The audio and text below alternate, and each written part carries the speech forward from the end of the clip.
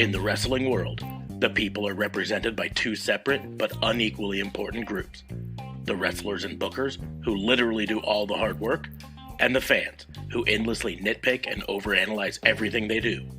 These are their stories.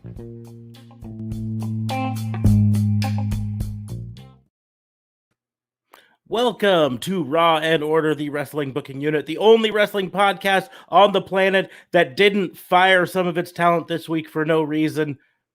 I don't know, maybe. We didn't fire anyone, unlike WWE. I am your host, Detective Mark Smarks, and I am joined, as always, by my partner in crime, fighting District Attorney Vincent K. What's going on, man? How are you? I find it humorous that you say we didn't fire anybody, but there is somebody missing. So There is somebody missing. He's not fired yet, but this is a no-call, no-show, so it's going to go on his permanent record. Yeah, absolutely. Did they ever tell you that in school? Oh, you better be worried. That's going to go on your permanent record. Like, who the fuck looks at a permanent record? Especially the one from high school. Yeah. Like, well, I was going to offer you the job as CEO of our multinational corporation, but it looks like here, back in high school one time on your permanent record, you skipped class, and we just can't have that. Anyways, JLB. It would be comedic to have that happen. Yeah, I'd laugh. I mean, unless it was for me, then I probably wouldn't laugh. Like, what the fuck? Pissed off. JLB might join us later. I don't know. He's been incommunicado right now, so we'll find out. Yeah. But we're just gonna wing it, just the two of us then instead. Just the two of us. Building castles in the sand, just the two of us. You and I. So yeah, I decided to wear my Finn Balor shirt this week so that, JLB wouldn't be all like, did you wash that Drew McIntyre shirt? I like the Drew McIntyre shirt, okay? Jeez. I love your Drew McIntyre shirt. I kind of want to steal it. Yeah. I don't know if it fit you. I don't know if it fits me. To be perfectly honest, big guys like us sometimes don't exactly know if shirts fit. Anyways. Well, yeah, there's no cut for big dudes. It's just and we're built with broad shoulders and less broad waistlines than typical big guys, and so like you at least can shop in the big and tall section. Yeah, when you go to a big and tall store, you can only be... Well, the problem is most big and tall stores are big or tall.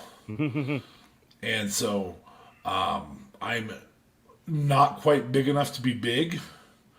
I am tall enough to be tall, but I am definitely too big and tall to shop at a normal store. Yeah. So it's weird for me. Anyway, before we get into the wrestling crimes of the week, I would like to remind everyone Raw and Order is part of the Tatnus Co podcast network. So make sure to head on over to tatnusco.com and click on the network and listen to some of the other shows on there. And then, come back here and let us know what you thought and, listen to our shows. We do the Fantasy Booking Institute on Tuesday nights and the WBU on Sunday nights. This coming week is good. God, it's one of those things. I feel like we're a broken record that we just always talk about. We don't get to do the WBU because there's a pay-per-view, but there's kind of a pay-per-view this weekend for NXT. So not this weekend, but this coming weekend, I should say. So next weekend's going to be tonight, which is nice. No, yeah. So we finally get in a WBU tonight, but next week it's going to be another pay-per-view review. I'm like, okay. So I kind of liked when NXTs were on the same weekend as other WWE, like Saturday NXT, Sunday WWE, whatever, because then we just do a double whammy one and get them out of the way. Anyways,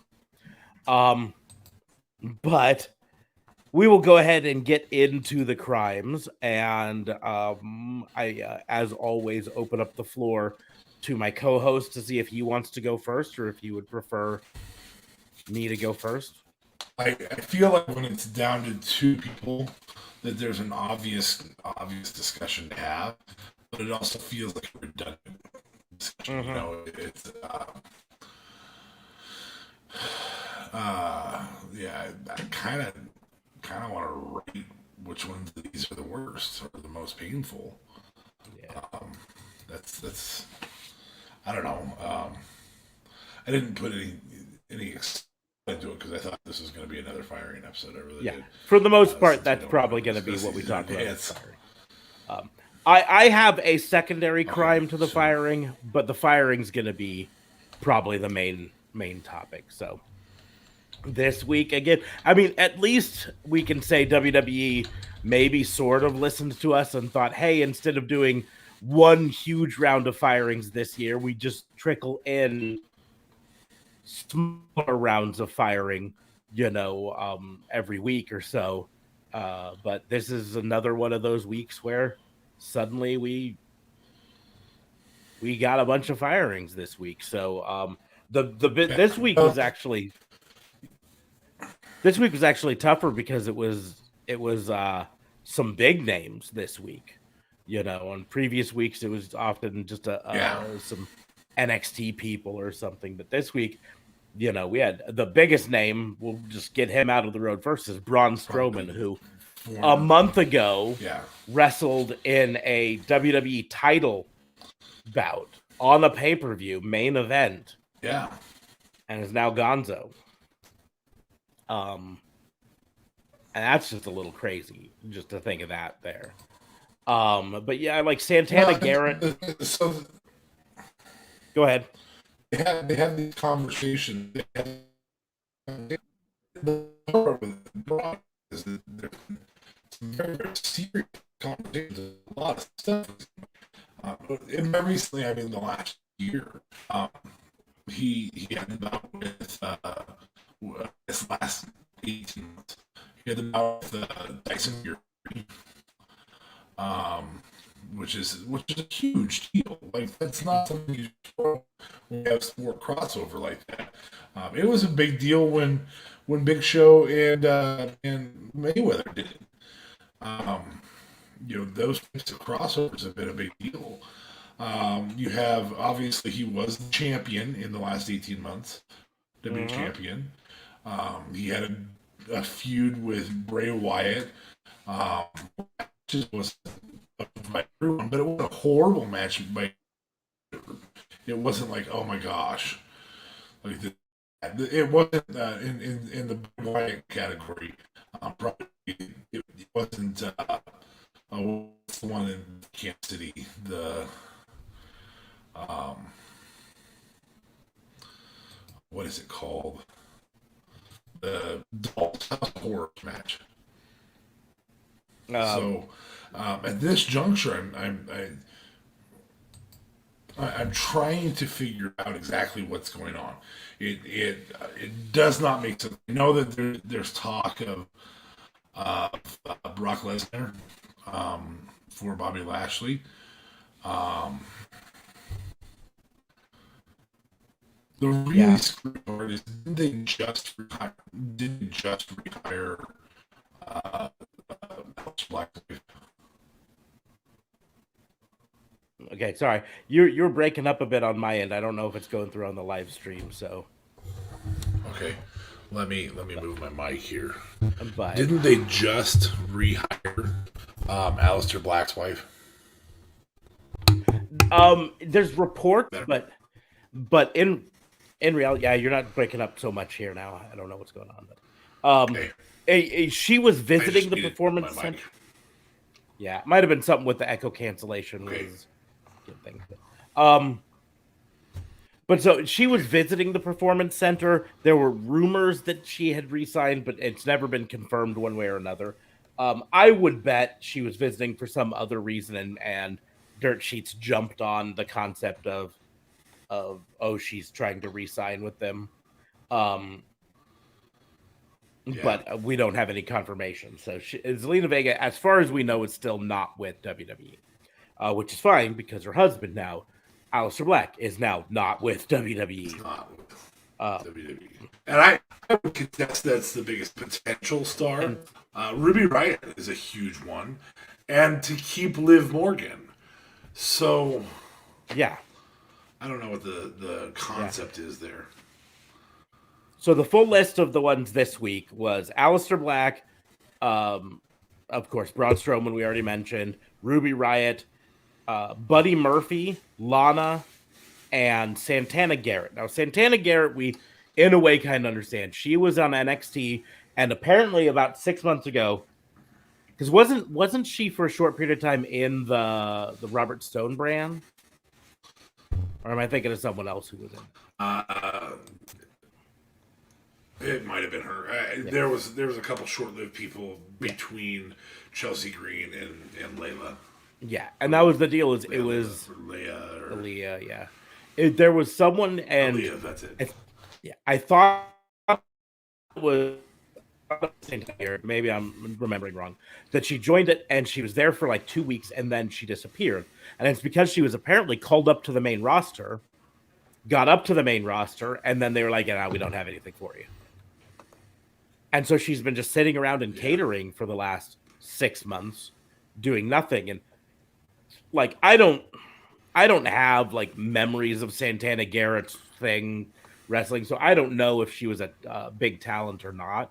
I mean, she obviously was good enough to get signed by WWE and be developmental, but whether that grand scheme of things means she was really good or not, I don't know. We'll find out on the indies. But Buddy Murphy 6 months ago was in a feud with Seth Rollins, involved with Dominic and Rey Mysterio. I mean, he was in a big storyline and then just kind of fell off and is nothing. Braun Strowman, like we said, was a former WWE champion, former Universal champion, was in the main event of a pay-per-view a month ago, gone. Aleister Black just made his return from a long absence. Injury, with a much hiatus, I guess I should say. Yeah, hiatus. With a much hyped video package, vignettes, or as JLB would say, vignettes. And came back and was thrust into a storyline and came out and black masked Big E as he was facing off with Apollo Crews. And now he's cut, and it's just these ones were a lot of like Lana. We kind of got. She signed a big contract with WWE last year that all reports basically had it that was to try to keep her husband Rusev around. And then they cut Rusev, so then they're like, "Oh well, I guess we don't need her anymore." So eventually, they get rid of her. Yeah, so I guess I understand that, but Ruby Riott, I was looking. There are only 2 underused female tag on the main roster. Yeah, and there's only 2 full-time women's tag teams left in main roster WWE. Because they don't care about it. They wanted the pop from it, and that's all they wanted. And so they might as well just get rid of that women's tag. Go ahead. I don't want to speculate, but I'm gonna. And the reason I'm gonna is because I think it makes sense what I'm about to say. I truly am beginning to believe that Vince is preparing to leave the company and wants to milk every nickel and dime out of it until he's gone. But the problem is that doesn't open up the sale to be very lucrative. So I don't understand. Like, if this is what you were gonna do, you should have taken Daniel Bryan. And you should have done anything you could to keep Daniel Bryan, including overpay Suzuki Okada, including offer Kenny Omega $50 million for a 2-year contract. Like, anything you could do to make that happen. Yeah. So the reports have it, and this is I word it entirely speculation, just based on what the company done. Right. I don't think there's any insider that's 100% saying this is happening. I think this is external, but that WWE, that Vince McMahon is trying to get ready for sale of the company. And to get ready for the sale of the company, he's trying to pump up profit margins, right? So, for instance, say you're making $100 million a month. If you cut $1 million worth of salaries per month, then now you're making effectively 101 million, which pumps up the profit margins for potential sales. So people look and they say, "Oh, look at all this profit we have." The reason I speculate on that, I'm hesitant to really buy into that, is just, you can only cut so much talent before you're value. Like, here's the deal: if you're talk to buy the New England Patriots, right, and the Patriots cut Tom Brady, to clear cap and make profit margins better, you suddenly stop and you go, wait a second. I was buying it because I wanted, I wanted the winning product. I wanted the superstars. Now you don't have all the superstars. And yes, before people get in, I know Tom Brady doesn't play for the Patriots anymore. He moved off to Tampa Bay, and then they went off to a Super Bowl. I get it, whatever. I'm just using it as I would have, been like, I'm backing out of this. I'm going to go buy the Tampa Bay Buccaneers now because they've got this winning product. So that's why I don't really buy it. However, to play into that a bit, reports have it that Braun Strowman 2 years ago renegotiated his contract. His contract was almost up, and he renegotiated it for a lot of money, that he was one of the higher paid talents on the roster. And that what was that? $100,000 a month. $100,000 a month. $100,000. His guarantee was $100,000 a month. 1.2 a year. Yep. Which would put him in one of the higher paid ones, which would clear up a lot of, to use a other sports term, clear up a lot of cap space. Getting rid of him.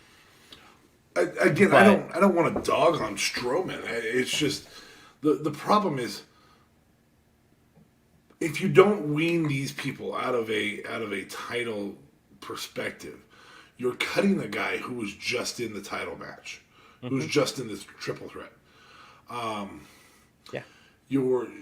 Simple fact less than 2 now years ago held the title. In 90 days, if Braun Strowman shows up on AEW, in 90 days, if Braun Strowman shows up on AEW, it is a slightly delayed Lex Luger showing up on Nitro, sort of a thing, right? Yeah. Because it's someone that you built up to be a champion suddenly showing up on your product. If you'd have put him in a 2-month-long losing streak, and worked him down the title, like, I think Aleister Black and Buddy Murphy are probably the most talented of the male wrestlers in this round, right? Sure. But none of them were built up to be world champion material. So if they show up on another one, what? But Braun was. Yeah. So, but this conversation kind of plays into what I was mentioning with my other crime. My other crime is, this has happened every time WWE has cut someone, and it happened a little bit more this week because on Friday Night Dynamite last week, a big surprise for AEW was Andrade coming out and being signed with AEW. I mean, I'm sure he's going to wrestle still other places. That's what his contract reportedly stipulates, that he can wrestle in certain other promotions. But a big deal, Andrade coming out, a former NXT champion, one of the more talented wrestlers on the WWE roster. Former AAA champion. I mean, there's a lot of things he's been. Yeah. And he comes out, but the crime is to WWE marks and AEW marks as well. They come out of the woodwork anytime some major former WWE talent shows up on AEW, or anytime some major WWE talent gets released, they come out of the woodwork with, we just can't have AEW sign Tom, Dick, and Harry from WWE. They need to invest in homegrown talent. And I'm so sick of that fucking dumbass argument. It is stupid to think that you should pass up on a talented former WWE wrestler, that you should pass up on them just because they used to wrestle in WWE, right? I mean, I hate to break it to you, but almost all the biggest stars in WWE in the Attitude Era and up till now, almost all of them have backgrounds outside of WWE, right? Yeah. You know, Triple H was a former WCW guy, not for long, but former. Undertaker was a former WCW guy. You know, Chris Jericho, before he went to the WWE, he was in WCW. And to be perfectly honest, he fits this analogy even better because he was an underutilized WCW guy. Yeah. And that's like perfectly like Andrade. Andrade could have been a top talent and was never utilized as one in WCW or in WWE. And he can come to AEW and show that he's worth more than WWE ever gave him. But to use the football analogy I said before, if you're an owner of a football team, you're the owner of the Tampa Bay Buccaneers, you don't sit around and think, oh, well, I sure would love to sign Tom Brady. He's a free agent, but I don't want people to think like we're just trying to hire all the old Patriot players, right? No. You say Tom Brady's on the market. How much money do we have to give him? Right? Yeah. Well, and on top of that, he wants his friend Gronk who's retired. Okay. Yeah. We'll throw some money at him too. Yeah. We'll do that too because, you know, because it's the chance to build a championship team. Now, here's the deal. I know before any of the marks come after me, we know that wrestling is scripted. We're not, you know, trying to believe that they're actually signing champions, but they're signing talent, and they're signing talent that they think is good enough to raise their product, right? Yeah. And you would be stupid to pass up on quality talent just because they used to perform for the other promotion, right? And so I've got reasons that I don't want them to sign Braun, and they have nothing to do with the fact that he was in WWE. They have to do with the fact that I don't think Braun fits their product very well. And we may disagree on it, you and I. I know JLB probably would disagree with me on this. I don't think Braun fits in the AEW product. I do think Buddy Murphy and Aleister Black fit in the AEW product really well. I do think that Ruby Riott fits in the AEW product. Ruby Riott in AEW could help launch that women's division up again more, right? Sorry, I'm playing. And that's that deal is I 100% but I just keep seeing these people who are like, oh, AEW just needs to avoid these people. They shouldn't sign the WWE talent. And I get what they're saying. Like, don't just sign WWE talent to get WWE talent. This is exactly what WWE did, was they signed a bunch of talent just to keep AEW from getting them. And it took guys like Keith Lee out of availability instead of leaving him in NXT. The other piece of the Andrade thing, just because I do see this as a misdemeanor minimum, but we're already talking about him. What a crap introduction.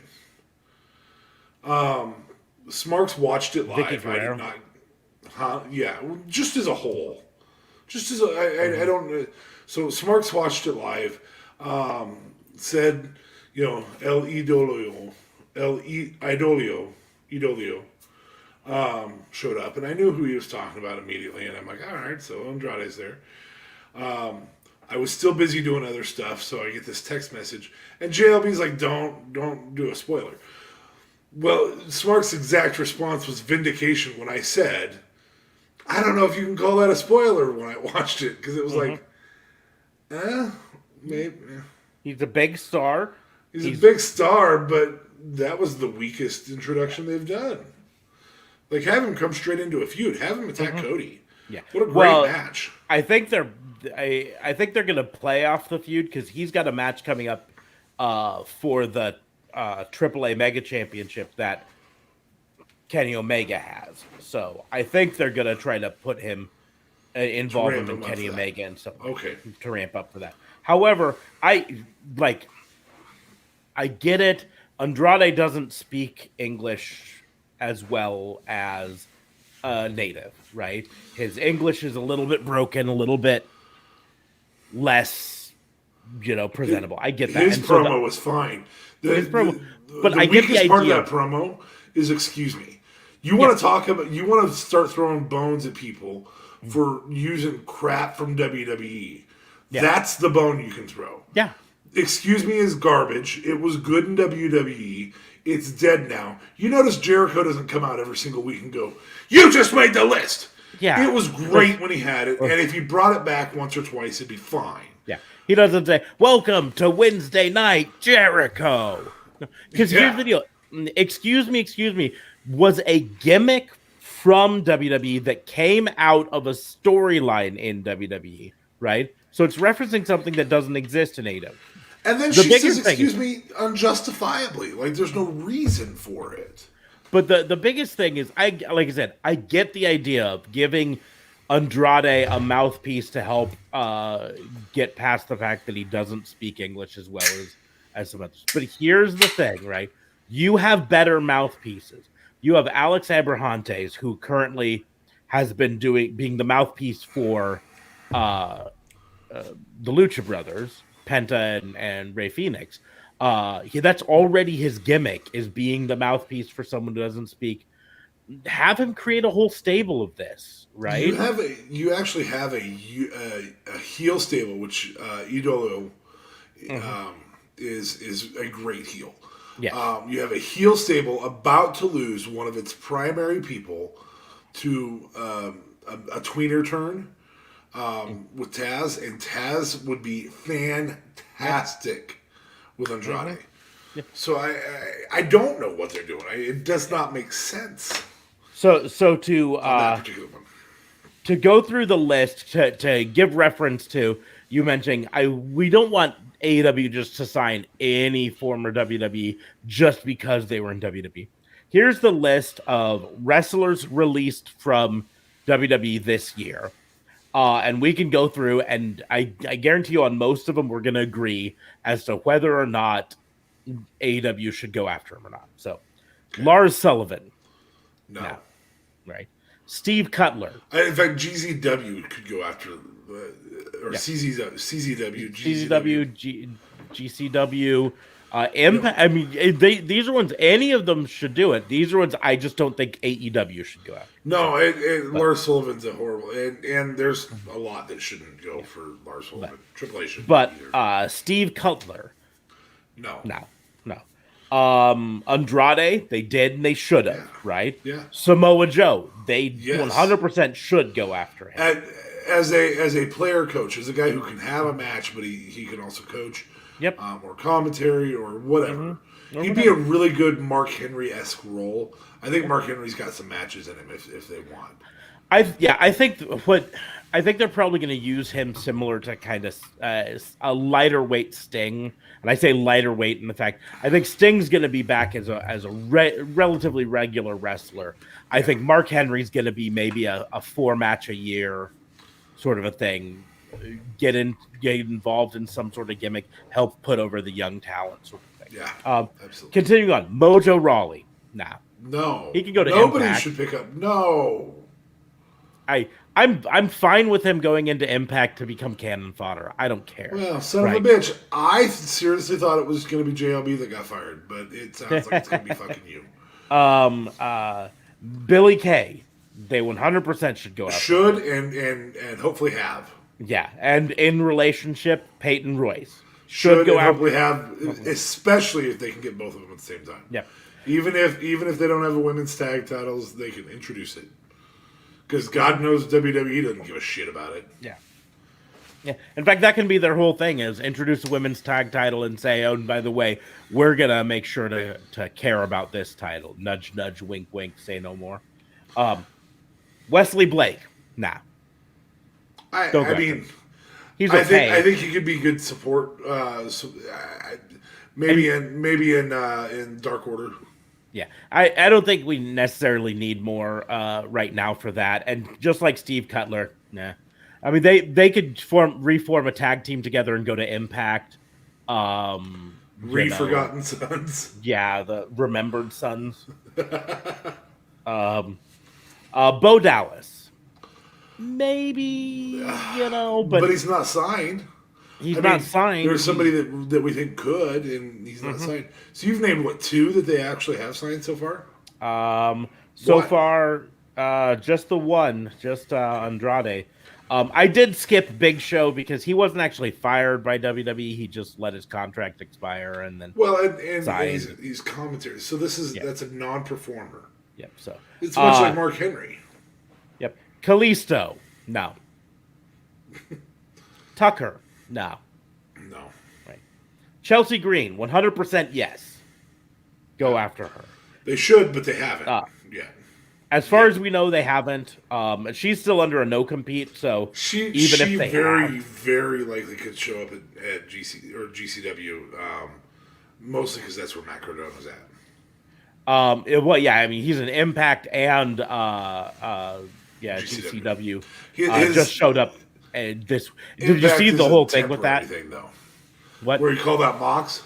GCW would be the most temporary. He's got some sort of a contract with Impact, but we don't know exactly the thing. Oh, okay. But in GCW, he came out and attacked Nick Gage, but he was disguised as Mox. Okay. When he came out and he walked like Mox, but he had a mask over him, and he delivered the Paradigm Shift DDT to Nick Gage, and the crowd was like, "It's Moxley, it's Moxley," and then he got up and took it off, and instant heel.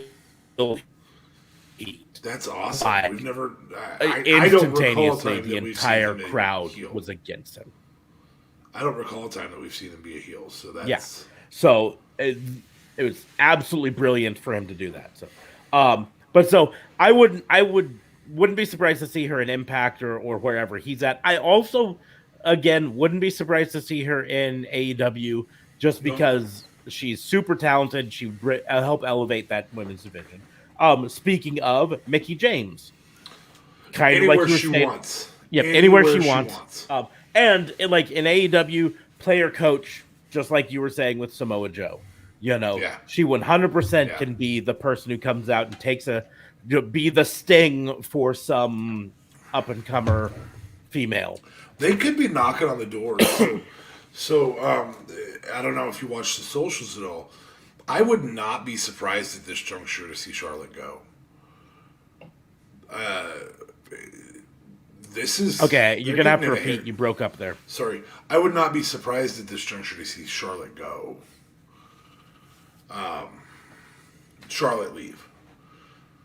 I wouldn't be surprised to see her leave on her own. WWE is not. No, they're not going to fire her. No, they're absolutely not going to fire her. But if her contract gets up, I could see her saying, "Nah, I'm not gonna." Continue on, Jessamyn Duke. Yeah, she can. I think she lands at Bellator. Is where I really think she lands. I think she either goes back to MMA or lands in one of the smaller, large promotions like an NWA, CZW, something like that, right? Velveteen Dream, no. Not at AEW. Not in AEW. They play the political game too well. Vanessa Bourne, I don't think maybe, AEW, but I don't think they need jobbers in their women's division. Exactly. This next one I have to put an asterisk with Kavita Devi. And the reason I put an asterisk on it is twofold. Reportedly, part of the reason she was let go is she's over in India, her home country, and she can't travel, can't come over here. And so WWE is like, well, if you can't come over here, we're not going to keep paying you to stay at home, sort of a thing. But also, on her social media, she makes posts acting like she's not let go, like she's still with WWE. So it very easily could be with her that she was let go, but they told her listen, once travel comes back, you're on our list. We're going to rehire you. You know, sort of a thing. I feel like that's not only a rehire, but probably a championship match. Yeah, in India. What? Yeah. That's videos. I mean, there's a reason they had kept her around through so much. And I'm not saying she's not talented. I'm saying there's a business reason behind it as well. Yeah. Alexander Wolf. I think he's super talented. I wouldn't hate to see him in AEW, but he's not one that I would prioritize going after. I feel like there's going to be a European wrestling organization that's going to start amplifying pretty quick. That is not NXT UK. Yeah. I feel like we're going to start very, very soon. In fact, if I could guess which one it was, and it was traded on a stock exchange, I'd throw money at it. Because in a heartbeat, I think that it's going to amplify very, very quickly. They're going to start picking up some people. Those European wrestling groups have an opportunity to pick up some wrestlers that don't have to learn a new language, that are very, very good, that are not going to go to Japan. Because guys like Braun don't fit the Japan style, or Japan or Mexico style. So we're going to see that, I think, at some point. Yeah. So, and then the rest of the list is the names we've already covered today, the Santana Garrett, Aleister Black, so on and so forth. So going through that list, probably only about 30% of them did you or I say AEW should go after. Well, even if you look at the AEW roster right now, it's not exactly blanketed with former WWE guys. You got Miro, you got Miro, Jericho, Mox, and really that's it for big names. I mean, Big Show or not Big Show, Paul Wright and Mark Henry. I don't know. You got anybody else? It's a big name. Yeah, in terms of big names, it's Suppose you could say Cody. Yeah, I mean, you can say Cody. You can say Billy Gunn was at least at one point a big name. So. Yeah. So Sting, I suppose you like getting upset about the Andrade thing is like getting upset about Sting. It doesn't work. Sting was built somewhere else. Andrade was built somewhere else.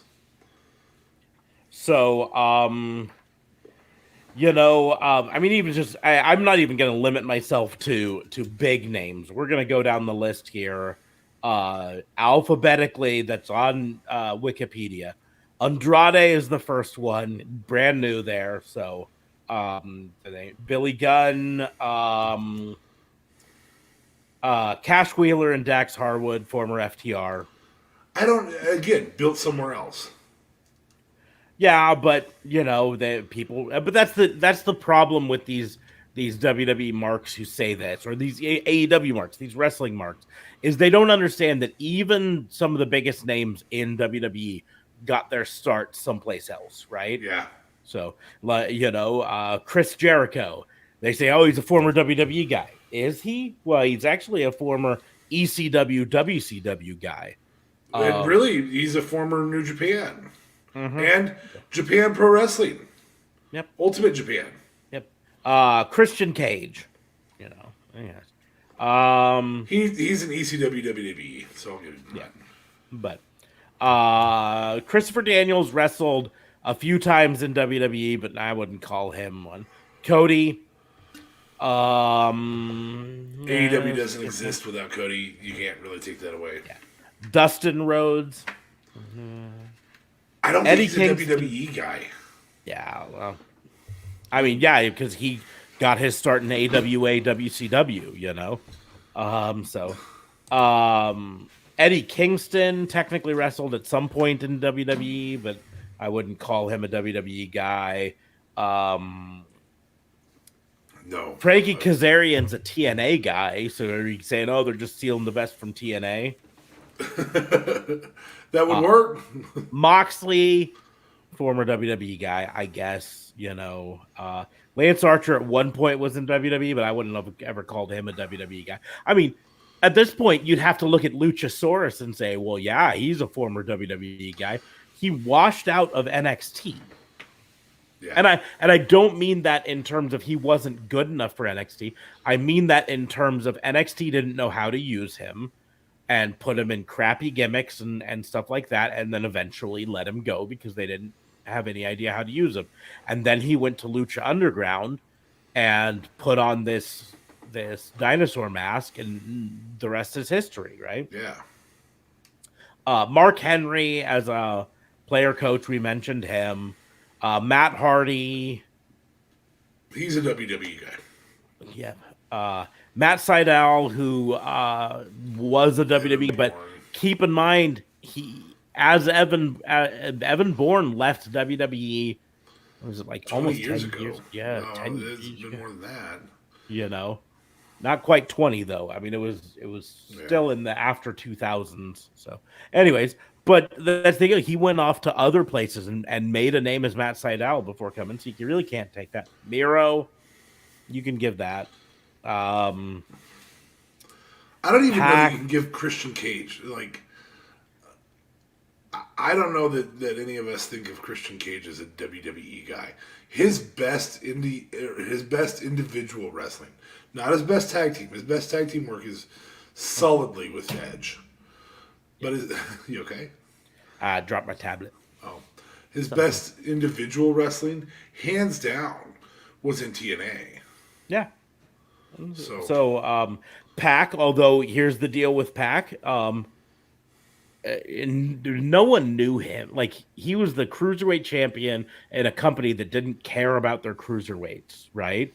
Correct. So he leaves WWE, he goes off and makes a name for himself in the indies, and then comes back in, Yeah. Going Paul White, of course, Big Show, but then we go down, and then I'm Sean Spears. Trent was in WWE at one point. He's a former WWE guy. No, that's weak. It's all weak. The whole thing is weak. The whole fucking thing is based off weak sauce. They're choosing people who fit the format of high work rate, and really that's it. Like, all they're chasing is work rate. Promo skills are not a priority. Now, their biggest names have great promo skills, but that's not a huge priority in AEW. Here's the thing. If there's one thing we've been shown repeatedly in AEW, is that promo skills can be learned, right? Yeah. You can start, like, Luchasaurus didn't start off with good promo skills. He's learned them. In fact, his first promo was when he went, yeah. What, do you think I didn't know how to speak English? Come on now. Yeah. That's the deal. He's master's degree in medieval psychology or whatever. And with people on your roster like Jericho, Sting, Cody, you've got coaches to help people learn better promo skills. Not only that, you have Arn Anderson, Tully Blanchard. You have people you can put across from them to cut the promo. I don't know what Brian Cage's promo skills are. They're okay. But the person who carries any promos they have with Brian Cage right now is either his opponent or Taz. Yeah. In the women's roster, we got even less crossover. Brandy Rhodes, who never was actually a wrestler in WWE, but she was employed by WWE. Leva Bates, who was Blue Pants on NXT, but never really used. She was effectively enhancement talent. Serena Deeb, who was in the Straight Edge Society, big thing, but a big thing in WWE on screen 10 years ago, and then hasn't been used. Was apparently a coach backstage, and then Tay Conti, who was an up-and-comer in NXT, who then got cut and is showing that she had more skill than up and comer, you know? Yeah. But in the end, that's what I'd say is it comes down to AEW. Tay Conti's a perfect example. They saw potential in her. They didn't say, "Oh, we can't sign her because she's a former WWE person." They said, "She's got potential. Let's give her a shot. What's the worst that could happen? She doesn't live up to the potential we think, and in 6 months we cut her loose." You know? Yeah. That's all. You give her a try. That's about all you can do. I think the strongest argument that they have for this is WWE Light is the only strong argument that they have is that the first champion was Jericho and the second champion was Moxley. That's it. Mm-hmm. It's the only valid arguments that they have. And that's why while I still say I understand and agree with, like, I talked bad about the concept of giving Jericho the championship to begin with, right? I thought if you want to be the new upstart promotion, what you need to do with your first champion is give it to the young up-and-comer Hangman Page. And at the time, I still felt like that was the choice I would have made. But Jericho showed through that first year as champion that it absolutely was the right choice to give him the belt.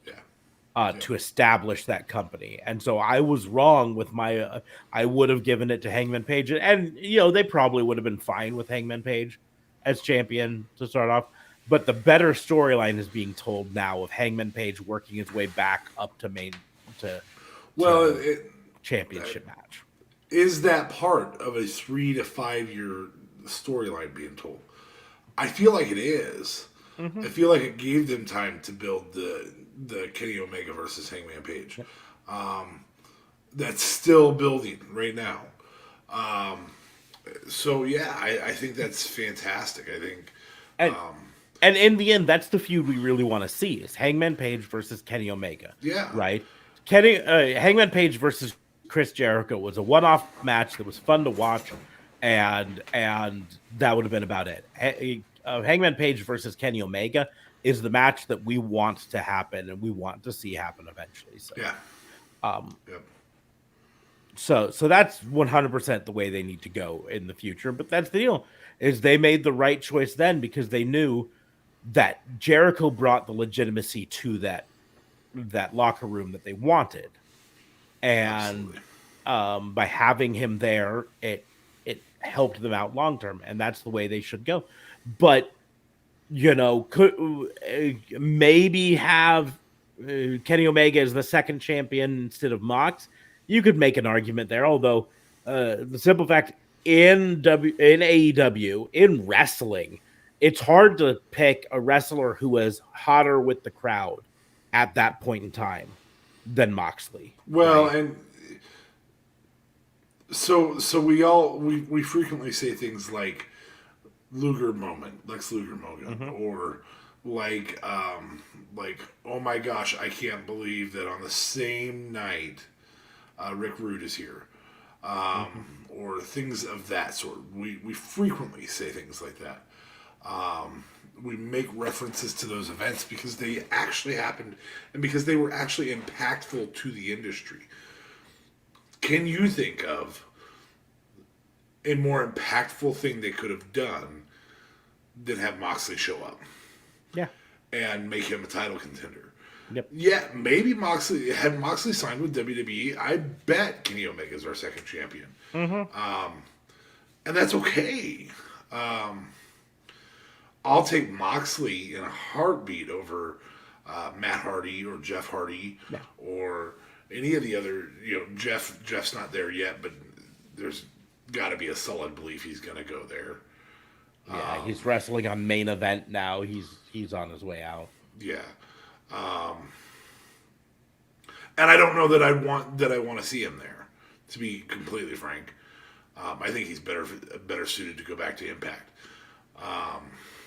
But I don't know. Maybe rest those bones for a while and just sit at home and yeah, relax. Go into the lake of rejuvenation and see if you can get yourself healthy. But so that's the deal. Like that's why I'm always angry when I hear the marks say, "Oh, they just need to not sign any more WWE guys." Sign whoever you think is going to help your promotion, right? There's half a dozen women and 3 or 4 men that they need to continue that they need to sign. Mm-hmm. Do I think Braun is the right move? No. Would it be a good move? Yeah, I think it'd still be a good move. I just don't think it's the right move. They don't have a monster dude right now. The closest they have is probably Luchasaurus and Brian Cage. Yeah. Braun brings an entire another piece to that puzzle. I won't be upset if they bring him in. I don't think he's the right fit for that organization. But yeah, would I test the waters if I had Tony Khan money? Probably. I think you'd probably test the waters if you had Tony Khan money. I'll throw him $500,000 for a 1-year contract. Yeah, that's more or less where I fall on things. Is Braun Strowman, to me, he doesn't fit the company as it sits right now. But I'm not going to be angry if they bring him in. If in 90 days we see Braun Strowman show up, then great, we'll see it. Here's why I don't like him in AEW, and it plays into that, is he is so much bigger than anyone else in AEW right now. And so right now they've been spent the last year building up Miro as a monster, right? They've been building up Lance Archer as a monster. They've been building up Jake Hager and Wardlow as big guys, right? And all 4 of those guys are under 6'6". Yeah, would look tiny compared to Braun Strowman coming in. Who on their roster would look competitive to Braun Strowman? And the answer is nobody. Nobody right now. Not Powerhouse Hobbs, not Brian Cage, not any of their big guys. Their big guys would all look smaller next to Braun Strowman. Yeah, I mean, Brian Cage is actually shorter than I am. Yeah. He's built like a brick shit house, but he is not a tall guy. No. In the grand scheme of things. And that's what it comes down to. So for me, Braun Strowman is not a fit for AEW because he breaks that all of their big guys suddenly don't look like big guys anymore. There is only one circumstance that I think would be fun to see Braun Strowman in AEW for, and that's if they brought him in as John Silver's bigger brother. Because if you see, especially since Braun shaved his head, I see it. I see it already. Yep. You know, if they just had a storyline where John Silver was getting his ass kicked by some people, and then his big brother came in and said, "Hey, nobody beats up my brother but me."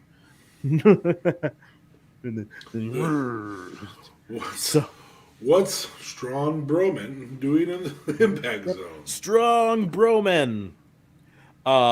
So that's why if I were AEW of the most recent ones, I would go after Aleister Black. I would go after Buddy Murphy. Buddy Murphy could be a TNT title contender on the regular. He would work great in Impact or AEW. He's gonna have a good future wherever he goes. Yes. Yeah. The unfortunate part is those are the two where he can have his most visibility. But I don't think it hurts him to go to CZW or GCW. I think it lends him some tough guy cred if he goes to CZW. Yeah. I frankly, if he went over to New Japan, spent a year over in New Japan, he could be a Juice Robinson revival of his career. That's what I was trying to get out. Come over there and totally change the way people think of him over there. So. But if I were AEW, those were the two men's names, and then of course I would 100% go after Ruby Riott. I think Ruby Riott, Chelsea Green, and the Iconics joining that women's roster instantly puts that women's roster up another notch. It makes it a solid competitor with the women's NXT roster, and probably helps it surpass one of the other two WWE women's rosters. I don't know which one because they continue to miswrite so much stuff. So I don't know. I think the interesting thing is that WWE this week called a bunch of people back to the performance center, said, "We want to see you work it out, get ready for the road." Mm-hmm. Well, here's the problem. Do you have your writers going to classes? Do you have your ownership saying, "Hey, don't change the script because they have a long-term story here"? Because maybe the problem with the WWE writers right now is we don't know whether or not they're good or not. We don't have a clue. Exactly. So they might be writing the most killer storylines. Oh my gosh! We just don't see them because Vince McMahon shows up 30 minutes before the show and throws them all out the window and rewrites it on the fly. And that's why what I'm hoping is them getting back on the road again will help get WWE back to the old way where they tried out storylines on house shows and then with the ones that got good response from the crowds, then implemented into the real show. Yeah, I think that's a good move. There's a couple of speculations that I want to do about it. Number one, I think the speculation is correct. I don't know that it's true or not. There's no insider information here or anything like that. But I do think Vince is looking to sell in the next 18 months to 24 months. Mm-hmm. The speculation I'd like to maybe address a little bit is he going to split the product when he sells it? Mm-hmm. I'm pretty sure Hunter and Steph are going to end up owning NXT. And there's a very reasonable possibility that that's a separate product. And then we see a bunch of people bail instead of signing with the new organization. Mm-hmm. And so that's the other piece is that a lot of those people choose not to re-sign with the new WWE product because they don't have a leadership that they trust. Mm-hmm. So I don't know. I'm not as confident that he's that close to signing. To selling? To selling, yeah. I think he's at the very least playing a long game. I think he understands it's a 5-year thing. That he doesn't have infinite amount of time left in charge of the company. And he wants to set it up now as best he can for a fire sale whenever he has to. You know what I mean? Make it lean now. What's the game? Then, I mean, in the end, the biggest thing is if you're Stephen Hunter and you're hearing all this rumor that he's about to sell the company, wouldn't you feel a little slighted here? Yeah, I mean that's the thing is there's not a gain. What you need another billion. Mm-hmm. Is that the difference maker for the last 12 years of your life? That is not the time you get to spend with grandkids, not the time you get to have with Shane. None of that. The big kicker is that extra billion. So you made it really big, and then you fuck Stephen Hunter and Shane and or whomever. Linda, in the end, you could be fucking Linda out of this. Yeah, Shane's just a shareholder. He doesn't have any official job in the company, so he was never going to take over. But he could get a chunk of Vince's shares, which means that you have a wrestling guy that understands it. And Steph's actually in the company. Yeah, Steph's actually in the company. Hunter actually is in the company. Both of them actually have passion for the company, right? As does Shane. Shane would love to come and the back. Simple fact is, Vince McMahon got the company from his father, right? Yeah. And so the concept of handing it down should be something in his mind of maybe I should be ready to do that. And so this whole talk of him maybe not handing the company down is just, it leaves an icky feeling. Yeah. Like every time I mention him selling, because he still owns over 50% of the shares. Mm-hmm. So at the end of the day, 3 people will own 3 or 4, depending on it, if he wills it to Shane and his wife, or just Shane. Somewhere between 2 and 4 people will own 2 and 5, because Linda's going to outlive him. People will own 50% of the shares in that organization. It's the Walton family for pro wrestling. what kind of dick move are you trying to pull? You know, like what does this do? If you want to leave a legacy, that legacy is left by. Did you fall asleep? Am I that fucking? No, I'm actually looking at the holders of stock for WWE. So, if you want to leave a legacy, that legacy exists in your product continuing to be produced as the number one wrestling company in the world. I only see this as a move to not produce the number one wrestling product in the world. To say, well, I built it from scratch, you fuckers can too. Excuse my language. mm-hmm. So I don't know. So, maybe that's not what he's saying. Let's see here. Steph owns. Nope, that's actually sales. Never mind. I was gonna. Not you. CNN business. Anyways, grand scheme of things. Yes, WWE, Vince McMahon is the primary holder of it. It looks like so the top 10 are Lindsell Train. Mm-hmm. But here's the deal: if you look at that, Lindsell Train owns 24.47%. Right, all the ones underneath that don't add up to 50%. So the top holders are above that. It's Vince McMahon. Yeah, it's Vince McMahon, and that's what I was trying to find one that listed how many shares they held. I mean, it must be a good product. Vanguard in their secure product is still holding it, which is pretty big deal. It's making fucking shitholes of profit. You know, it's not like it's. Morgan Stanley's on it. American's on it. Mm-hmm. There's some pretty big mutual funds that are a part of this. So yeah, Vince himself. Wells is in it. Okay, Vince himself owns 48.09%. Vince and Linda own 2.01%, which would put him at 50.1% of the stock. Shane owns 2%. Steph owns 2.47%. Triple H owns only 0.07%. That's a tiny amount there. But then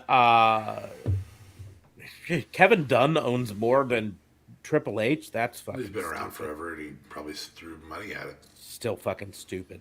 But yeah, Lindsell Train Limited has 7.23% of the total stock. See, I have 24%. That's what that's saying there. This is this might be a little bit outdated of an article though, so it might have changed since then. They might have bought because there's 19.12% that's just listed as others, and so it could be us. And it could be that Lindsell bought more since this was this article might be a little old. Anyway, but that in the end, that's what it comes down to is he owns most of the stock, enough to maintain controlling shares of it. It's just silly to me that instead of looking at how to pass it down to his children and his son-in-law, it's very possible that he's trying to make it so that there's money to pass down to them so they can buy him out. And if that's the case, then that's in an effort to cut down on their tax burden from it. And that's what it comes down to is instead of giving them the company, this might be entirely a tax runaround that instead of giving them the company, at which point they would have to worry about like capital gains taxes and stuff. Well, they pay capital gains and inheritance. Yeah, they'd pay both. So this would just be capital gains. This way, they buy it from him, and they don't have to pay capital gains, and that inheritance tax is pretty brutal. So, yeah, and that's my point. So instead of inheriting it, they buy it from him. Yeah. At which point, That might be what it really is, an end run around. We don't know, and it could be like he's speculation just in general, just based on this is what other companies do when they're getting ready to sell. Other companies cut as much overhead as they can so their profits look better than they normally would, so that they look like a more attractive market. So, anyway. But in the end, like I said, my whole point on this crime is just if you are AEW, the idea of whether this person is a former WWE person is the farthest thing from your fucking mind when it comes to signing a wrestler, right? You only care about, is this person going to potentially make my product better? That's it. Yeah, that's the only math that you have in your mind. That beef works better calling it New Japan Light or Western Hemisphere New Japan. Like that. Yeah, I mean, really, it's a much stronger beef there because Jericho's New Japan, Moxley's New Japan. Yep. Omega's New Japan. Yep. Cody's New Japan. You know, everybody you name. Yep. Has some type of New Japan exposure. All the major ones have some sort of connection. Minus Darby. And Orange Cassidy. I would say those are probably the biggest names that don't have a New Japan connection. So, but it just in the end, you know, I don't care what sport you're in. I don't care what, you know, I don't care if you're fucking General Motors, right? You don't think, oh, we shouldn't hire this executive from Ford because they used to work for Ford. We don't want people to think we're just trying to be Ford Light or another. No, you go, hey, this executive that used to work at Ford could bring something to our product, right? And maybe help us gain market share and give us insider information from Ford. Yeah. But the biggest thing is make more money. That's what it comes down to. This is all about make more money, right? If you are running a business and you have a chance to sign someone who might make you more money, you don't give a fuck what their background is and whether they're used to work for one of your competitors. You try to make more money. Yeah, if in 1986 Lee Iacocca would have been available, who just saved Chrysler from death, General Motors would have. Mm-hmm. Do I pay for Like a Rock the song, or do I get Lee Iacocca? You know, they probably wouldn't have paid for the song Like a Rock. They'd have probably paid for Lee Iacocca, who just saved Chrysler from imminent death. Exactly. So that's the deal.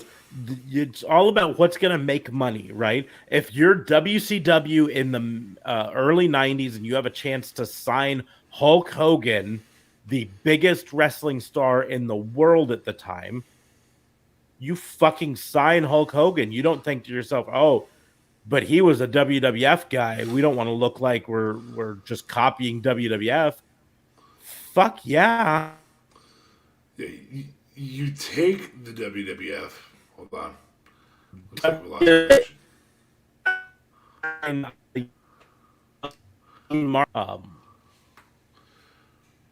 yeah. Are you there? You don't think to yourself, oh, this is a former WCW guy. We don't want to look like we're just copying WCW. You go, hey, this guy could help our company make fucking money. Let's do it. And you sign him. That's what you do. In fact, you take Bret Hart, even if you're not going to use him right, because he's Bret fucking Hart. Yeah, because you think he's going to make you money. Yeah, exactly. Right. You know, if you and I are not huge like Roman Reigns fans, right? Roman Reigns has a WWE stigma that you and I. We both understand that he's fucking over, right? The crowd actually does love him, whether the marks like him or not. And he's doing the best work of his career right now, right? But neither of us are what we would call Roman Reigns fans. But you're AEW and Roman Reigns hits the free market. Do you fucking sign him? I would. Yeah. He has a chance Yes. to make you fucking money. Even if you just sign him to a 1-year deal, say, come in, make us loads of money, and then go. Yeah. Right? Can you come in, wreck everybody, and leave? Exactly. Right? This will be your You yard know, for a while. if AEW has a chance to sign Brock Lesnar, you and I have problems with Brock Lesnar, but if AEW had a chance to sign Brock Lesnar, do you think they should go for it? You better believe it. Have him That's come a in and perfect match for Brian Cage, just so yeah, everybody's aware. have him come in and wreck everything and have Brian Cage face off with him and all this stuff. You better believe it. It's a stupid argument to say they should pass up on someone just because they're former WWE guy. You can have other arguments. Like you can say, hey, don't go after this. Don't go after Braun Strowman because I don't think he fits your product. Don't go after Braun Strowman because he's got a bad attitude. Don't go after Velveteen Dream because he's got a bad reputation. Those are all legitimate. But don't go after him because he's a WWE guy is a fucking stupid argument. And if you made that argument online, you should feel bad. At the end of the day, WWE still has over 25% of the best wrestlers in the world. Now, that's taking all of the wrestlers, but over 25% of the best wrestlers in the world are at WWE. Big E is still at WWE. He's still one of the best big men. He's still very agile. You've got Finn Balor. You're sporting the shirt today. You know, Adam Cole, Bebe, still there. You know, there is enough of the best wrestlers in the world in WWE. If you're going to make a stupid remark like don't take them because they wrestled at WWE, you're going to have a crap product, and a third company's going to come in. And it's going to be just like Impact was in 2002. And we're going to have some serious competition then if AEW starts making bad decisions based on the marks saying things like, don't get them because they used to wrestle at WWE. Yeah. Again, if you're one of those people who made that argument this week, you should feel bad. It's a dumb fucking argument. Yes. And it's I of all the firings, I actually think Braun is the one that makes the most sense because of the giant contract. Mm-hmm. But he also fits WWE really, really well. So I don't understand that particular one. Aleister Black, didn't have a giant contract, so yeah. And they were never using Aleister Black Vince properly. Didn't get him. Vince just didn't understand him. And he's going to be happier and he's going to be better utilized someplace else. They need to have more mobility between their three products. They need to be willing to send guys like Aleister Black and Andrade back down to the base level. You know me, I used to be a big believer in the brand split. And I still think that done right, the brand split works better. But right now, to be perfectly honest, the way WWE is set up right now, they shouldn't do the brand split anymore. It should be one product. They just go whatever show they want. Are you including NXT in that? In a way, I think there should be fluidity going up and down from NXT. I don't think it. That's what I'm saying. But I think progress in NXT should be your AAA and AA. Mm-hmm. But specifically Raw and SmackDown, it should just be go to whichever program they're going to use you. Yeah. And so Apollo Crews can be over in SmackDown running his stuff, and then suddenly fucking Elias comes over and says, "I want a shot at your belt," and none of this. Oh, it's wild card day or whatever. Just have it be any wrestler on the main roster can show up on any main roster show at any time. But because of that, I think you should, the way WWE is set up right now, you should streamline down the number of belts. There should be one world title holder that can show up on either one. There should be one. Get rid of the U.S. title and just have the IC title. See, and I like the idea two midline because again in the 90s there were two midlines for both product lines. I'm okay with two midlines. Tag titles should be more fluid, move around. One freaking set of tag titles and have a freaking tag division. I think I would prefer only one mid-level, mid-tier belt.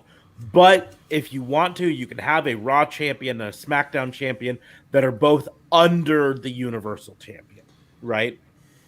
Yeah. So, this is our Raw champion, right? This is our WWE champion. There's a difference there. Raw champion is, you know what I mean? It's a hierarchy. To become the WWE champion, first you have to show that you can be the Raw champion. I like the idea of gimmick belts as well, though. And I know you're not a big fan of the 24/7, and neither am I. We've talked about the television title that could only be defended on television matches. I think the television title is a good one to do that with. We've talked about Matt Cardona when he was in WWE created an internet title. I think an internet title would be great. I think it would push their socials really well to have random matches show up and, hey, this is an internet title match. And you'd almost be guaranteed at a house show to have a title match. And then you just stream those only on Peacock. Call it the Peacock Championship. Hell, AEW pulled it off with TNT. What are you reading? I'm reading about the Mayweather Logan Paul fight because apparently everyone's pissed off it froze up and no one could see it. I mean, I didn't care for it. I just saw the headline come across on my phone. I was like, "What?" And like, "Oh, people paid money to go see that train wreck and then couldn't actually even see it." What a fucking nightmare. Yeah. I hope Logan Paul got wrecked. Yeah, I hope he just got absolutely fucking murderized. In fact, I believe Logan Paul got wrecked. There's no way that Conor McGregor couldn't beat Mayweather and Logan Paul did. That was about a payday. That's all that was about. And for Mayweather to go 52-0.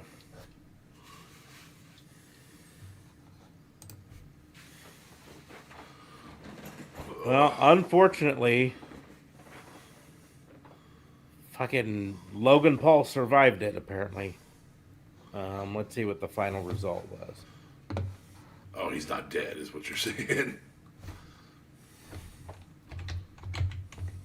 No judges and no official winner. Whoa. Fuck that shit. Why even? It says it ended. New York Times says it ended with a knockout. No, you read the headline again. Oh, without a knockout. Well, Mayweather's not really known for his knockout punches. He's known for outlasting everyone. Yeah. So it went for the 8 3-minute rounds and no winner, no loser, no nothing. God, I would have been even more. Does that mean Mayweather is now 51-0-1? No, it doesn't go on their official records. It's an exhibition bout, which is why there were no judges there to declare a winner by, vote off. You know what I mean? So, anyways. So which meant Logan Paul didn't want Mayweather to take it serious. Yeah. Well, and in fairness, please don't kill me. Yeah, that might have been the major reason for the way it ended. That Mayweather's like, listen, I'm not gonna fucking kill myself over beating this kid up. This is a paycheck for me. I get the same amount whether I win or lose because there's no judges. The only way I can win is a knockout. I'm just gonna fucking dance around and hit this kid with some shots and collect my paycheck and go home. Yeah. But if I were someone who paid money for the pay-per-view to watch that, I'd be just as pissed at the end of that match as I was at maybe not seeing the match because I paid for it. Like in the end, I'd be like, I paid money for this thing and I couldn't see it. And then I'd see it and be like, I paid money for this thing and it was shit. That would suck. But so back to our conversation. In the end, I just hate to harp on it so long. We've spent over an hour talking on it, so let's move on. But just I just hate this tired argument of, oh, AEW shouldn't go after insert former WWE wrestler here. It's the dumbest fucking argument, and anyone who makes it just sounds like the dumbest person in the world. The only ones that really fit on that is if they don't fit your niche. Mm-hmm. And of the names we've mentioned, I can see Braun fitting the niche better than I can any of the Forgotten Sons. So, okay, yeah, you want to say that about the Forgotten Sons? Mm-hmm. But here's the deal. The argument with the Forgotten Sons should be not, don't sign them because they're former WWE guys. It should be, don't sign them because they don't fit your product, right? And they don't. You 100% are allowed to have the opinion. Yeah, you're 100% allowed to have the opinion. I don't want WWE or AEW to sign that person because they're not the type of wrestler I want to see in AEW. That's a valid opinion. But to have the opinion AEW shouldn't sign them because they're WWE guys, fuck that. Shut your fucking mouth and roll on. I'm pissed about it, and so I'm tired. I can tell. But we will go ahead and move on to misdemeanors and commendations, right? I'm going to combine them there because in terms of like my big misdemeanor, I already told you it's Andrade's promo. Yeah, it's really Vicky Guerrero's part of that promo. Mm-hmm. I enjoyed Andrade saying, "Hey, I'm coming. I'm going to take some gold." I'm probably going to get heat from some fans for this, but I really don't think Vicky Guerrero brings much to AEW. I don't either. She's a former WWE person that I would say they shouldn't have signed. Not because she's former WWE, but because I don't see her bringing much to the product. Right? She didn't bring a lot to the writers brought her to the product in WWE. Yeah. But I would venture to say out. It's just a burned out gimmick. I would go so far as to say that her being with Nyla Rose is part of the reason Nyla Rose's heat has diminished. Yeah. She brings nothing to the table with Nyla Rose. Nyla Rose doesn't need a spokesperson. Nyla Rose is a beast, should just come out and destroy people and then leave, right? She doesn't need a spokesperson to do it.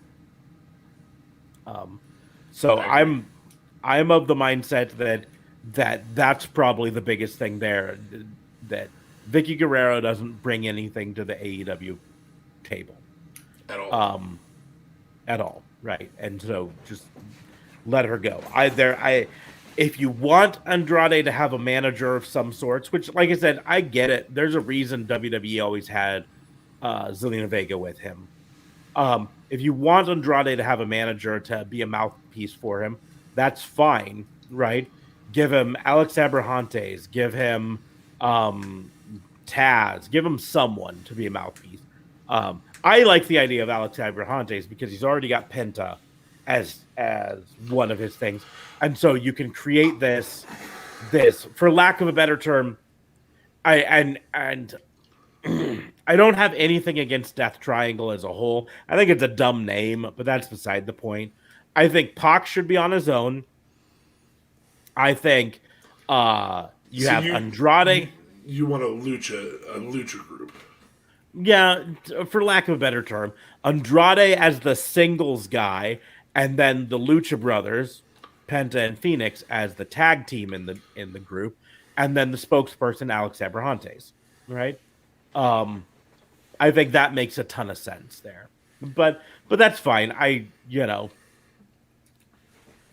I'm happy to see Andrade in AEW. I don't think he needs Vicky Guerrero, and so I'd be fine with that. I think my misdemeanor is for that same segment in the fact that you had Mark Henry out there giving an interview, and she interrupted and she kicked him off the stage, and I'm like,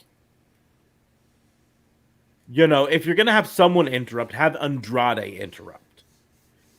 Yeah. Have Andrade pull a Kanye, I'm gonna let you finish, but moment. That's fine. That helps give him some heat. That helps give him stuff. Vicky brought nothing to that table. So no, she brought the word excuse me. She brought an inappropriately placed excuse me. Like, it's okay when you come out, but then she's in the ring. Fans are quiet. They're waiting. They're listening. They want to hear it. And she stops what she says at random and says, excuse me. Why? I don't know. She just wanted to say excuse me because that's her thing. It doesn't work, Vicky. But in relation to things that, this is kind of a nitpicky misdemeanor, but the Britt Baker celebration. I liked it. I didn't like Nyla Rose hanging out in the background and then, like, I would have done, if you want to have an interruption thing, that's when you have it. You have Britt Baker doing the thing and you have Nyla Rose come out and be like, that belt should be mine, and destroy shit. But not to have her stand in the back like a puppy dog and then do it, right? I just didn't like that. The group of people they had out in the ring to celebrate were basically rant. Like, they had Diamante, right? She's got no connection to Britt Baker. No. She's just, why is she there, right? Well, she's a heel. Yeah, that doesn't mean that. We've said it before. Heels don't have to like each other, right? Well, in fact, that's where Nyla Rose comes in. Mm-hmm. Yeah. Heels don't like each other. Yeah. So don't have them standing back there to congratulate her, right? In fact, it would have been a better segment if it had been Hikaru Shida out there to congratulate Britt Baker on winning the belt, and then Nyla Rose interrupting and being like, get off my stage. You lost. Now it's my turn for that belt. You know what I mean? Back of the line. Back of the line. Get to the back of the line. Yeah. But anyways, I one other misdemeanor I have to bring out is misdemeanor to wrestling fans for not buying the Riho action figure, because it's literally the only AEW action figure I can find in stores. That being said, I have to point out I'm one of them because I didn't buy the Riho action figure. And I feel bad for Riho because she was the AEW Women's Champion for almost a year. But I don't want her action figure. I want a Hikaru Shida action figure. I want a Britt Baker action figure. I've got Kenny Omega and Darby Allin and Orange Cassidy back there. I don't know if you can see them over there. There's Orange Cassidy. I see him. There's Darby Allin. There's Kenny Omega. You also have Sting right there. If my mouse was on your screen, I could circle Sting up above twice. Yep. There's Sting up there. There's also Sting over here next to me. There's Jeff Hardy and Edge and Lita and a new addition, Booker T, standing right back there. Right. But I want a Hikaru Shida action figure. I don't want some of the newer ones they did. Sammy Guevara is coming out, getting one here soon. I'll buy that one. If it comes to the stores and doesn't sell out right away. That being said, I also misdemeanor related to collectible stores for buying them all off the shelves and then putting them for $50 fucking in your collectible store. Fuck off. Let some of these normal guys buy it once in a while, right? I do have one commendation, I guess, that I forget, because SmackDown was garbage, but I have to give a commendation to Rey Mysterio for being apparently indestructible, for being literally the best wrestler in the world, because he can be going up against the Usos, be outmatched 3-1 because Roman came out and attacked Dominic and still retain. Yeah. So there's a nice little commendation that really was meant more as an insult to bad writing. Yep. A bad idea from bad creative. Just garbage creative. Absolute garbage. I mean, in my commendations to AEW for actually maintaining the surprise of Andrade. That Nobody the dirt knew. sheets didn't report it in advance, and so it was a surprise. So good for them, and like I'm excited to see AEW in the future. I'm excited to see what NXT is bringing to the table with the return of Adam Cole, setting up Mr. Bebe. Yep, setting up him versus Karrion Kross is going to be fun.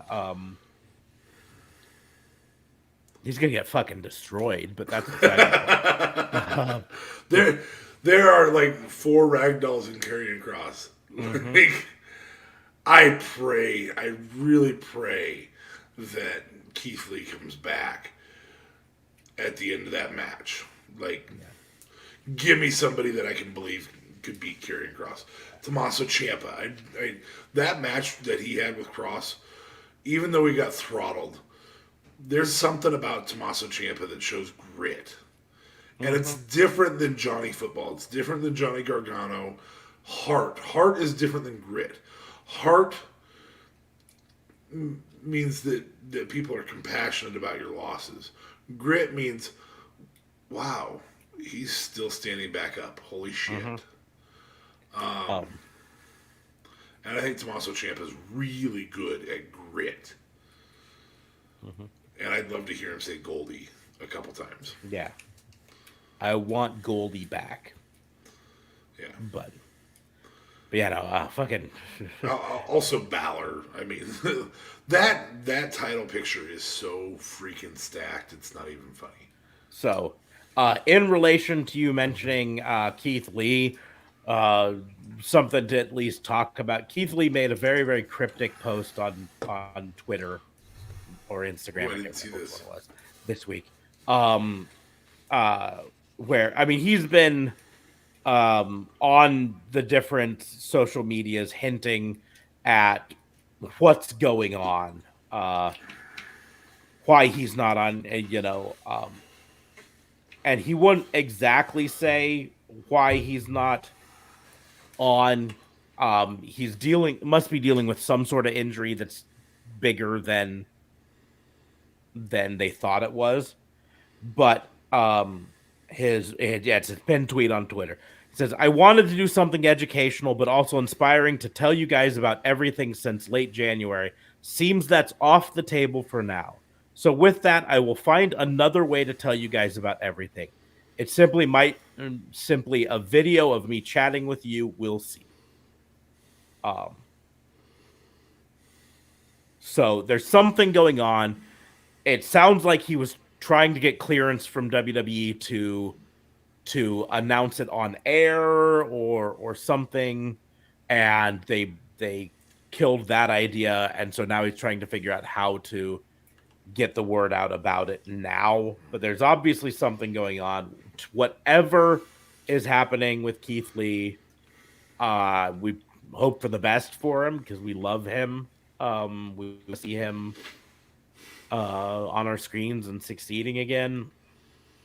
But the tweets, because even a week ago he tweeted, to the people offering uplifting words, I know that I appreciate you greatly and worry not. When I say I'm limitless, I mean it. I will try to find a way to explain everything in the most efficient way possible. Give me just a little more time. So, like I said, there's some sort of story going on that he's either not allowed to tell right now, or not Sounds capable like a of telling. suspension. Well, that'd be a really long drug suspension.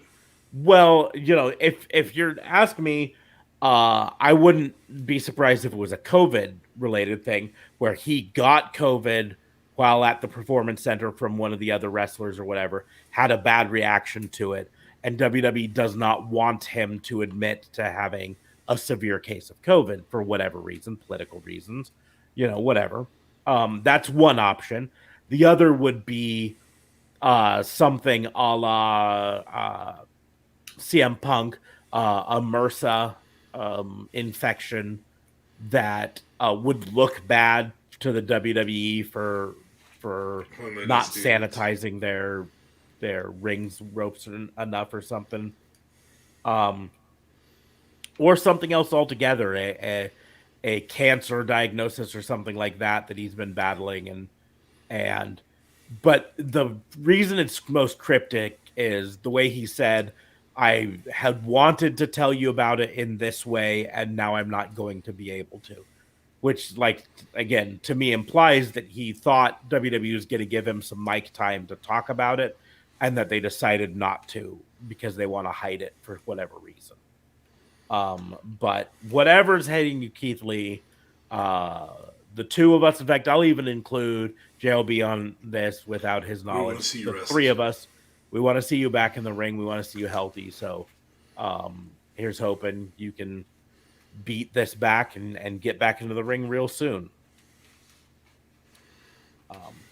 But on that note, that's all the misdemeanors and commendations that I have. Did you have anything more? No. Rumor has it that they're trying to hire Brock for a short term against Bobby Lashley, and contrary to where including myself, everybody hates the idea of Brock being back permanently. I love the idea of Brock being back for that. Here's what you and I have talked about this before on this podcast years ago, early episodes of it. Yeah. We don't I love Brock as a part-timer. Yeah. We don't like Brock as a part-time champion, but Brock showing up every once in a while to just throw people around is tons of fun, right? Brock is a full-time wrestler, someone who's there on a regular. Hell of a lot of fun to watch. Brock, when he cares about the matches, can be one of the most entertaining wrestlers out there. Yeah. Brock, when he doesn't care, can be one of the more boring wrestlers. Creates the monster. But there is value to Brock Lesnar throwing people around, right? Yeah. There's value to. I want to see MVP be healthy enough that he can get tossed around. Like, it's unfortunate that they broke up that group because that would be the storyline to really have is Brock destroying first Cedric. Then Shelton, so now it's that was his friend. Yeah, that was his college roommate. Then showing MVP. Up, MVP trying to get in the middle, be like, "No, you don't need to talk to him. You talk to me." And Brock throwing him around, and then you don't need any Heyman because it's on the other product line, so you don't need Heyman to come out and talk for him. And the problem he doesn't even need to fucking say anything. The problem if they bring Heyman over for Brock is that it devalues the Roman thing. You don't have Brock come and say, Heyman, you want to come with me? And Heyman go, I'm with a better champion now. That doesn't work. It doesn't. SmackDown doesn't exist for this Brock versus Bobby Lashley setup. It just doesn't. And that's the only way you can do it. And again, 4 weeks of him throwing people around and then losing to Bobby Lashley, I'm down with. Or beating him and losing at the next pay-per-view. Yeah, that's fine. Like I said, I'm fine. I'm just not. I don't want Brock as a full-time, as a part-time champion, right? Champion, yeah. But he puts on entertaining matches when he thinks the storyline's right for it. And let's be honest, Brock versus Bobby Lashley with legitimate MMA credentials behind it, because they both had MMA careers. And Lashley was arguably more successful in MMA. That's something I want to see. I'm fine with that. I'm 100%. And it gives us a break from Bobby Lashley versus Drew McIntyre again. It also, if you do a 4-month contract, it also gives you what we've talked about numerous times. I can beat him. I can beat you. He can beat me. You know, that we'll call it a death triangle. We'll just call it that. I don't know where I get that. A death triangle. Yeah. But where Bobby's weakness is Brock, where Brock's weakness is Drew, where Drew's weakness is Bobby. And you could pull that off for 6 months. And then say, hey, Brock, you're good to go, man. Just go chill for a little bit. And we rehired Braun at a lower rate. Because I have a feeling that's a contract negotiation. I really do. I feel like Braun's coming back. Well, the other side of it with Braun could be there's reports that his knees aren't in the best of health anymore, and it could be that he's like, I need to take some time away, and they're like, well, we're just going to cut you if you're not going to be here to wrestle, and he's like, fine, and that he's going to just go home and rehab his knees for a while and try to get healthy, and that's fine too. Which gives you really good Brock time. Brock there for 6 months is a good move on that. Brock, and you don't put Brock. We've said this numerous times about Goldberg in the 90s, in the 2014 run, in the current run. You don't put Goldberg on a mic. No. It's stupid to put Goldberg on a mic. You just put Goldberg in a ring, have him wreck people, and go away. Yep. Brock's fine with that. If you don't, you can have Heyman come watch and then walk away. Like, you can have Heyman long for his friendship, but you don't weaken Brock by having him say that he needs Heyman. Yeah. But on that note, we're going to go ahead and close the book on the Wrestling Booking Unit. Make sure to like, share, and subscribe to this podcast, whatever you're using, whether you're watching the live stream or the replay of the live stream or listening to it on Anchor.fm or on Apple Podcasts or whatever, right? Make sure to like it and share it with your friends and follow us on social media. You can follow me at Raw and Order WBU. It's right there. All right. You can follow DA Fabe at DA Vincent K Fabe. Right there. But you can follow JLB at whatever the fuck he has. JLB 420. Real Talk Radio is the brand. Real Talk Radio at Real Talk Radio 8. Blah, blah, blah, blah, blah, blah, blah. He's not here to say it, so he doesn't get his full plug. Yeah. So I'll just say la. He was probably watching. That's probably what he was doing. It's probably Big Brother tonight. Well, he probably was watching that fucking Mayweather fight. Yeah, because he does reviews on stupid shit, but he does them like 4 weeks late. Yeah. Well, because he takes forever to fucking edit it because he's a perfectionist and he doesn't realize that you take 4 months to edit something no one gives a fuck about it. Well, you can be a perfectionist, but some people like the crap. Some people like to hear a district attorney say something stupid on the live stream that hopefully got edited out of the actual. The simple fact is, he did a review of the Tiger King documentary with me, and I had to hear the whole world tell me about it before I finally went and watched it. Yep. And then he did it, and it still took him 4 weeks to post it. And here's the deal with something like the Tiger King. You got to fucking catch that when it's hot. Otherwise, people stop talking about it, and they don't care.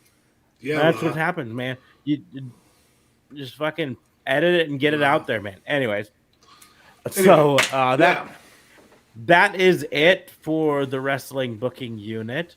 Once again, make sure to like, share, and subscribe. You can see all the links in the doobly-doos.